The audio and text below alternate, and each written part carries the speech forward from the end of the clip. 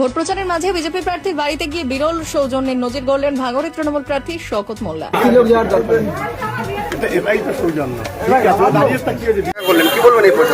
এটা তো গোপন আতাত করছিল, যখন দু একজন ছবি তুলে ফেলেছে সেজন্যকে এটাকে ইজি হিসাবে দেখানো চেয়েছে। একাধিকবার আলোচনা তারা করেছে, খোঁজ নিলে হয়তো দেখা যাবে। বিজেপি তৃণমূল মিলে, মোদী আর মমতা মিলে নওশাদ সিদ্দিকীকে হারাতে চাইছে, কারণ নওশাদ সিদ্দিকী একটা বঞ্চিত সমাজ থেকে উঠে এসছে, সর্বধর্মের মানুষের কথা বলছে, শিক্ষা, স্বাস্থ্য, কর্মসংস্থানের কথা বলছে। এই জন্যই তথাকথিত যে রাজনৈতিক দলগুলো আছে অনেকের ঈর্ষা হচ্ছে, সেই জন্য নওশাদ সিদ্দিকী হেনতানের প্রকারে হারাতে হবে। তবে এটা 2021 2026 ভাঙড়ের মানুষজন হিন্দু মুসলমান নির্বিশেষে আমার পক্ষে ভোট দেবে, তাদের বিপক্ষে ভোট দেবে। ভারতীয় জনতা পার্টির ভাঙড়ের প্রার্থী আমরা ইন্টারভিউ নিয়েছিলাম, তিনি বলছেন যে আমি ভাঙড়ে জেতার জন্যই লড়ছি। দেখুন, সেইভাবে দেখলাম প্রচার দেখতে পাচ্ছি। ধরুন আপনি আমাকে দুটো স্ট্রিট কর্নার করেছে, আমাকে দেখান, আমার মনে জানা নেই, কিন্তু হেল্প করলে করতে পারে। 10টা দেয়াল লিখেছে, আমাকে দেখান।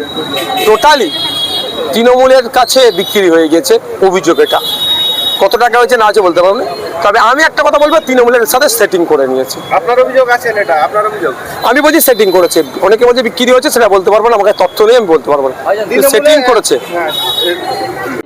যে ক্যান্ডিডেট হয়েছে তার মা আমাদের মহিলা নেত্রী। আমার মহিলা নেত্রীর বাড়িতে আমি যাব না, বিজেপির সঙ্গে সেটিং আমরা মরে যাবো তো। নাই, উনি ভুল ব্যাখ্যা করেছে।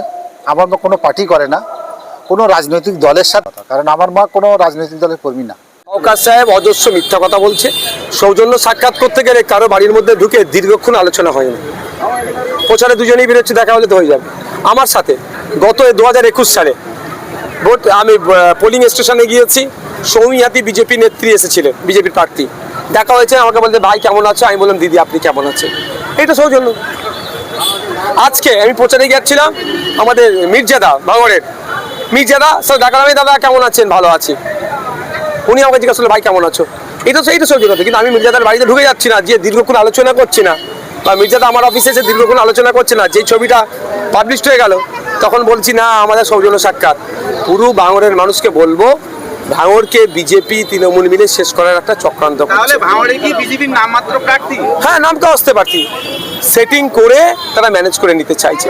ভাঙড়ের আপামার জনসাধারণ এই সেটিং এর জবাব দেবে। যদি নাকি এই ভোটটা তৃণমূলে যায়, তাহলে কতটা সমস্যায় পড়তে পারে নওশাদ সিদ্দিকী? যাবে না, ভোট তৃণমূলে যাবে না, অত সহজ নয়। যথেষ্ট সচেতন। 2021 থেকে 26 নওশাদ সিদ্দিকী হিন্দু মুসলমান নির্বিশেষে সবার জন্য লড়াই করছে। তা ভোট আমাকে হিন্দু মুসলমান সবাই দেবে। বলেন, ব্যাপারটা একটা কথা বলবো, একটা ছবি দেখছিলাম, শুভেন্দু অধিকারীর সাথে নাকি আমি সেলফি নিচ্ছি। ওই ছবিটা আমার ঈদের দিনে আমার বাড়িতে, সেটাকে এডিট করে বসিয়ে দিয়েছে। তো এই ধরনের করে আমাকে আটকাতে পারবে না। বাংলার মানুষ ভালো করে জানে নওশাদ সিদ্দিকী কারো কাছে তার মাথা বিক্রি করে দেয়নি। শুভেন্দু অধিকারী না মমতা ব্যানার্জি, কারো কাছে আমার মাথাটা আমি বিক্রি করিনি। আমি ন্যায়ের জন্য লড়াই করছি, সে হিন্দু মুসলমান নির্বিশেষে। যার সাথে অন্যায় হচ্ছে তার পাশে দাঁড়াবো, যে অন্যায় করছে তার বিরোধিতা করবো। তাতে এইটাই আমার জ্বালা হয়ে আমাকে আটকানোর চেষ্টা করছে। আরাবুল ইসলামকে আপনারা ক্যানিং পূর্ব থেকে প্রার্থী করেছেন, কিন্তু আপনি বা আপনার দলের পৃষ্ঠপোষক আব্বাস সিদ্দিকী একবারও সভা করলেন না, পথে র্যালি করলেন না। এখন 27 তারিখ পর্যন্ত ভাই প্রচার আছে, একটু ধৈর্য ধরুন না। আরাবুল ইসলাম তো একাই সামনে নিচ্ছে, যখন একাই তোলপাড় করে দিচ্ছে, চলুক, তারপরে আমরা আছি। বিধায়ক তিনি বলছেন যে আব্বাস সিদ্দিকী, নওশাদ সিদ্দিকী আরাবুল ইসলামকে বলির পাঠা করেছে, সেই জন্য প্রচারেও তো আসছে না, তাকে বিপদে ফেলার জন্য। ভোটের পরে বুঝতে পারবেন। এটা আরাবুল ইসলাম সাহেব উত্তর দিলে ভালো লাগবে না আপনাদের? গতকাল মঠের দিকে আরাবুল ইসলাম প্রচারে গিয়েছিল, সেখানে সমস্ত দোকানপাট বন্ধ। ইভেন একটা দোকানে জল খাবার খেতে গিয়েছিল, ফোন করে সেই দোকানদারকেও হুমকি দিয়েছিল। এইটা হচ্ছে শওকত সাহেবের মডেল।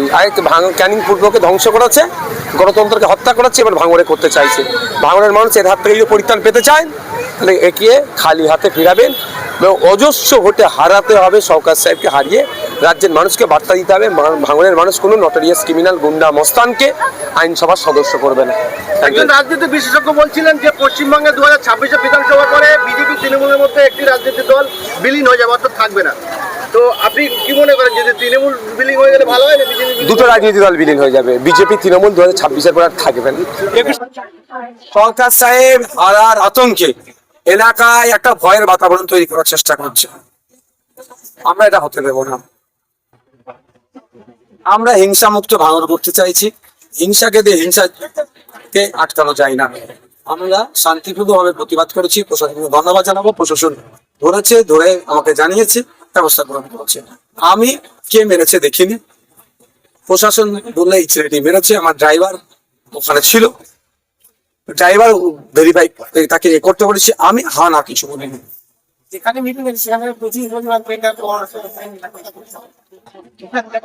না, ব্যাপারটা হচ্ছে তৃণমূল কংগ্রেস একটা অশান্তি পাকানোর চেষ্টা করছে। তৃণমূল কংগ্রেস বলবো না, সরকার সাহেব অশান্তি পাকানোর চেষ্টা করছে।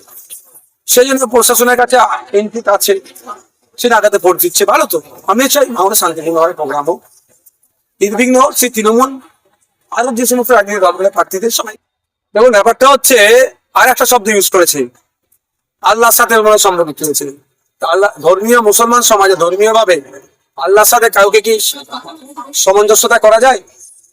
এতটুকু বাংলার মানুষকে বলবো, ভাঙনের মানুষকে বলবো যে কাকে তাড়িয়ে হয়েছে, যার যে এই ধরনের কথা বলছে, তাহলে আগামী দিনে তাহলে শরীর এখন মুখে বলছে, তাহলে ওতে বাধ্য হবে এতে করাতে হবে। প্রশাসনের আটকানোর কাজ। এই বোমাবাজিটা 2021 থেকে 23-এর মধ্যে ছিল। 23-এর পরে যে সরকার সাহেব দায়িত্ব নিলে বোমাবাজি হতে শুরু হলো, খুন হতে শুরু হলো। টোটালি সরকার সাহেব এই কাজগুলো করাচ্ছে। তদন্ত করে পাওয়া যাবে। কারণ দক্ষিণ বামুনিয়াতে যে ব্লাস্ট করে তিনি মারা গেল, 4 জন যে লাপাতা হোতাকে, ওহিদুল ইসলামকে সালতাবেরিয়া অঞ্চলে ও সরকার সাহেবের সবথেকে স্ট্রং হ্যান্ড ছিল। বুঝাই যাচ্ছে তো কে বলছে মোথাবাড়ি কাণ্ডে তিনি প্রথম এনআইএ কাউকে গ্রেপ্তার করলো তিনি আইএসএফ এর পঞ্চায়েত সদস্য ছিল, তাকে গোলাম রব্বানি। কি বলবেন? দেখুন, ব্যাপারটা হচ্ছে আমরা একটা জিনিস লক্ষ্য করছি যে একটা পরিকল্পনা মাফিক আইএসএফ কে আটকানোর চেষ্টা হচ্ছে। আমরা কোনোভাবেই এটাকে বরদাস্ত করবো না, আইনি লড়াই করব, 1 নম্বর কথা। দ্বিতীয় কথা হচ্ছে আইন সবার জন্য সমান। আমরা তদন্ত করছি আমাদের ইন্টারনাল। যদি কেউ অন্যায়ের সাথে যুক্ত থাকে তার হয়ে সাফাই গাইবো না, তবে কাউকে যদি অন্যায় ভাবে আটকায় তারা আমি সর্বোচ্চ আইনি লড়াই করবো। আর এনআইএ বা এখন বিজেপি আর তৃণমূল আলাদা আমরা দেখছি। কত পার্থক্য ছিল, ঠেলাঠেলি হয়েছে কিন্তু খুনোখুনি হয়নি। মিথ্যা মামলা দিয়েছে, পুলিশকে দিয়ে তাড়া কাটিয়েছে, কিন্তু কাউকে খুন করেনি। কিন্তু যেই সরকার সাহেব দায়িত্ব পেল ভাঙড়ে, তারপর থেকে ভাঙড়ে দেখুন খুনোখুনি হতে শুরু হয়ে গেল। শুধু তাই নয়, বিরোধীদেরকে তো খুন করছেই করছে, খুন করতে করতে তাদের দলের নেতাকেও সে খুন করতে ছাড়লো না। তাই আমরা এখন শপথ নেব, ভাঙড় দেখিয়ে দেবে কোন মতেই কোন সমাজ বিরোধী নটোরিয়াস ক্রিমিনাল তথা তুই বোমবাদী সেই নামে যিনি খ্যাত, তাকে ভাঙড় থেকে জিততে দেবে না। তাই ভাঙড়ের মানুষের পালস বুঝে গিয়েছে, ভাঙড়ের মানুষের মাইন্ড